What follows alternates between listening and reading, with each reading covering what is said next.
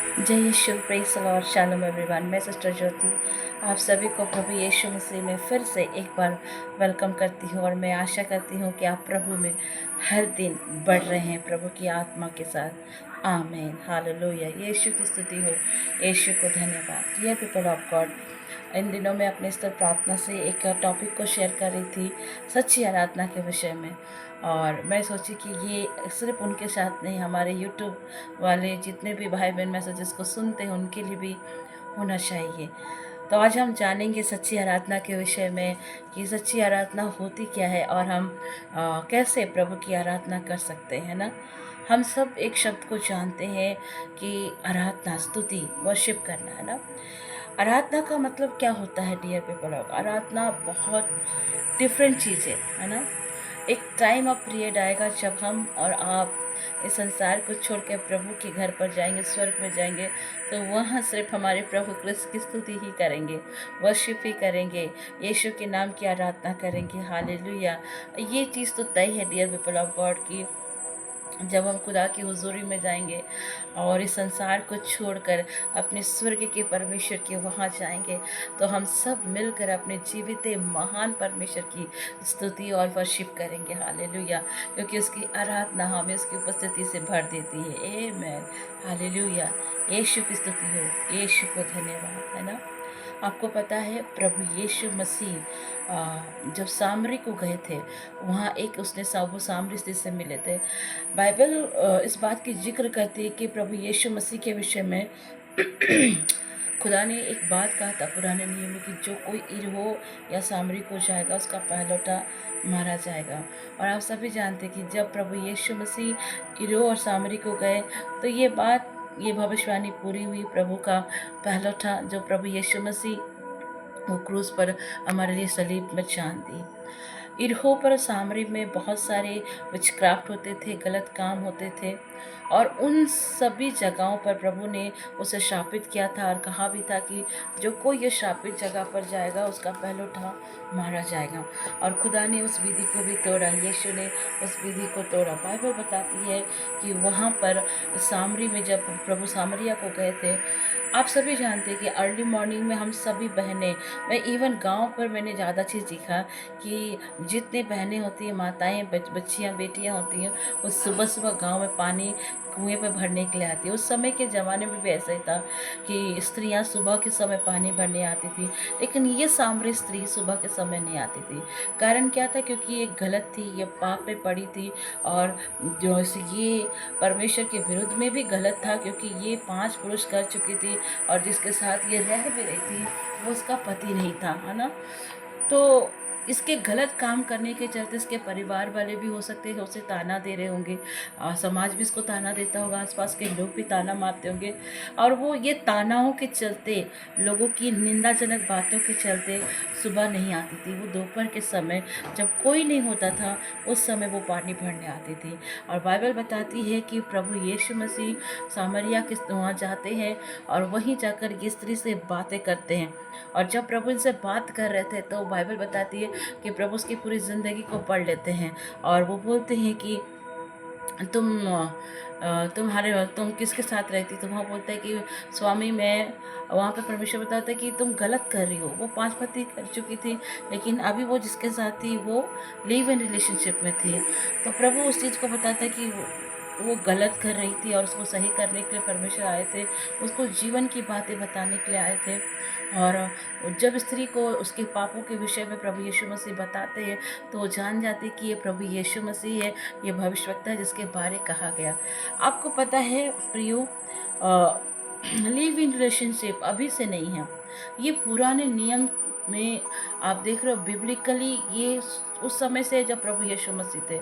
और अभी तो ये कुछ ज़्यादा ही हद से ज़्यादा बढ़ गया, पाप बढ़ता ही जा रहा। न्यू के दिन, अगर यूँ कहूँ तो न्यू का दिन वापस आ चुका है ना। यीशु मसीह वहाँ पर उसे पानी की बात कर रहे थे, किस पानी के, और उसके साथ उसके इनसाइट लाइफ के विषय में भी बात करते। आप सोचो प्रभु यीशु मसीह वहाँ पर उससे पानी मांग रहे थे, लेकिन वहाँ प्रभु यीशु मसीह ने वर्शिप के बारे भी जिक्र किया। आप देख रहे हैं आप देख रहे हो वहाँ पर पानी और आराधना का कुछ तो कनेक्शन होगा। यूहन्ना 4 अध्याय को जब आप पढ़ेंगे वहाँ पता लगेगा यीशु ने इसकी ज़िंदगी को देखा और उसे समझाया। यीशु ने कहा कि जो कोई आत्मा और सच्चाई से आराधना करता है, प्रभु उसकी आराधना को स्वीकार करता है और प्रभु उसके उपस्थिति में प्रभु उसके पास होता है। डियर पीपल ऑफ गॉड, परमेश्वर चाहता है कि आप उसकी आराधना आत्मा सच्चाई से करें।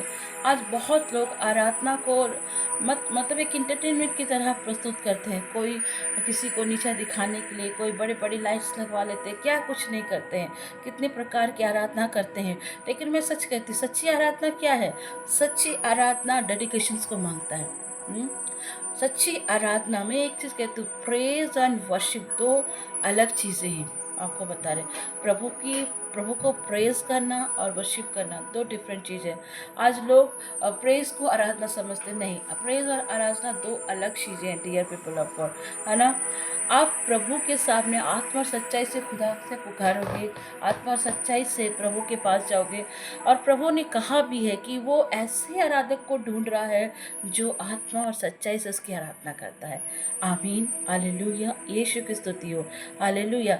मैंने कहा ना, प्रेज और वर्शिप दोनों डिफरेंट चीज़ें हैं। आप प्रेज करना मतलब परमेश्वर की बड़ाई करना, है ना। आराधना का मतलब है प्रभु में समर्पण होना, डेडिकेट होना, प्रभु की बातों को मानना। यस, हालेलुया, यीशु की स्तुति हो, यीशु को धन्यवाद।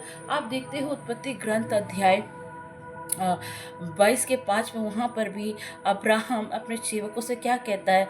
वो अपने सेवकों से कहता है कि आप लोग नीचे रुकिए। मोरे पर्वत पर जाता है और कहता है कि आप लोग नीचे रुकिए, मैं और ये लड़का आराधना करके वापस लौट आते हैं। हाँ, आप देख रहे हो, बाइबल कहती है परमेश्वर ने अब्राहम को चुना और उसे प्रतिज्ञा दी थी। प्रभु यीशु मसीह जब अब्राहम को अब्बा पिता यहोवा परमेश्वर ने अब्राहम को चुना, हारान से कनान लाया, तो उस समय अब्राहम 75 साल का था। और 75 साल में प्रभु ने उसे प्रॉमिस किया था कि वो उसे एक प्रतिज्ञा की संतान देगा, राइट। लेकिन ये प्रॉमिस अब्राहम को उसने बोला 75 साल की उम्र में से कहा मैं प्रतिज्ञा की संतान दूंगा। लेकिन हम सभी जानते हैं कि प्रभु ने इस प्रतिज्ञा को 100 साल की उम्र में पूरा किया। दैट मीन 25 साल अब्राहम ने इंतज़ार किया और उसे एक बेटा हुआ जिसका नाम इसहाक था। और वो उस बेटा को जो प्रभु ने दिया था, उसी बेटा को प्रभु क्या कहता है कि इसे तू बलिदान कर। और अब्राहम एक बात तो जानता था कि जो उसको बुढ़ापे में बच्चा दे सकता है, वो मरे हुए को भी जिला सकता है। और वो अपने बेटे को बलिदान करने के लिए ले जाता है। वो जानता था, कहीं ना कहीं अब्राहम को इस बात का आभास था कि परमेश्वर उसको बेटे को मारना नहीं चाहता। परमेश्वर अब्राहम को कुछ सिखाना चाहता था। ट्रू वर्शिप मतलब परमेश्वर की आज्ञा को मानना, परमेश्वर की डेडिकेशन, परमेश्वर की बातों के प्रति खुद को समर्पित कर देना। और बाइबल बताती है कि वो अपने सेवकों को लेकर मोरिया पर्वत जाता है और सेवकों को नीचे रखता है और वो खुद ऊपर में अपने बेटे को लेकर जाता है और कहता है कि हम लोग परमेश्वर के नज़दीक जाए, आराधना करें। लेकिन आप देखते हैं वहाँ पर अब्राहम कुछ गीत नहीं गाता है, वहाँ कोई गाना नहीं गा रहा, वहाँ कोई प्रभु के लिए बड़े बड़े गीतों को नहीं गा रहा। आप एक जगह देख रहे हो, ज्योतिषी लोग जब प्रभु यीशु मसीह से मिलने गए थे तो वहाँ भी वो आराधना किए थे, वहाँ गीत नहीं गाए थे, प्रभु के प्रति वो समर्पण होने के लिए गए थे, है ना। आप देख रहे हो, आराधना सिर्फ गीत गाना नहीं है। जब अब्राहम अपने बेटे को मारने वाला ही था, तब परमेश्वर की आवाज़ आई और वो आवाज़ एक जनरल शब्द में थी। वो आपको लीड करता है और परमेश्वर ने उसे रोका कि हे अब्राहम, मैं जान गया कि तू मुझसे बेइंतहा प्यार करता है। और वहाँ पर देखो, परमेश्वर की आज्ञा को मानने के चलते परमेश्वर ने उसके बेटे की जान को बख्श दी। दैट मीन्स क्या है, परमेश्वर कई बार आपको रेमा वर्ड देता है। जनरल वर्ड अलग होता है और रेमा वर्ड अलग होता है डियर पीपल ऑफ गॉड, है ना। मैं आपको बताना चाहती हूँ, अब्राहम वहाँ जान गया कि प्रभु से प्यार करता है और प्रभु भी जान गया कि अब्राहम उससे कितना प्यार करता है, बाइबल बताती है। और वहाँ पर उसने आराधना किया। दैट मीन्स खुदा का रेमा वर्ड अगर सुनना चाहते हैं आप, तो स्वयं की अभिलाषाओं को बलिदान करें जैसे अब्राहम ने किया। उसने प्रभु की बातों को टाला नहीं, उसने खुदा की बात को टाला नहीं और अपने बेटे को सेक्रीफाइस करने के लिए ले गया।